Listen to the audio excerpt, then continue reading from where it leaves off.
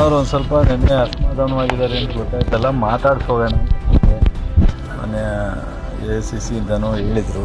ಬಾಲು, ನಾನು, ಉದಯ್ ಅವರು ಅಣ್ಣವ್ರ ಜೊತೆ ಮಾತಾಡಿ ಮೊನ್ನೆ ಮುಖ್ಯಮಂತ್ರಿಗಳು ರಾತ್ರಿ ಕರ್ಸ್ಕೊಂಡು ಮಾತಾಡಿದರು.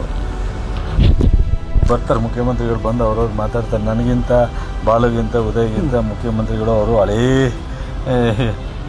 ವಿಶ್ವಾಸಿಗಳು. ಅದರಿಂದ ಅವರೇ ಬಂದು ಮಾತಾಡ್ತಾರೆ. ರಾಜಕೀಯ ಏನಿದ್ರು ನಾವು ಸಂಧಾನ ಏನಿಲ್ಲ. ನಮಗಿದು ಹಿರಿಯಣ್ಣ ಇದ್ದಂಗೆ. ನಾವು ಬೇರೆ ಪಾರ್ಟಿ ಜನತಾದಳದಲ್ಲಿದ್ದಾಗಲೂ ನಮಗೆ ಅನೇಕ ಸಂದರ್ಭದಲ್ಲಿ ಅವರು ನಮಗೆ ಒಂಥರ ಗಾಡ್ ಫಾದರ್ ಥರನೇ ಮಾಡಿದ್ದಾರೆ.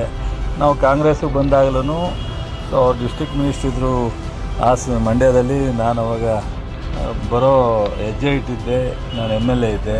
ಅವಾಗಿಂದನೂ ವೈಯಕ್ತಿಕವಾದ ಸಂಬಂಧ ಇವನಿಗೆ ಸಂಬಂಧನೇ ಬಾಲುಗೆ.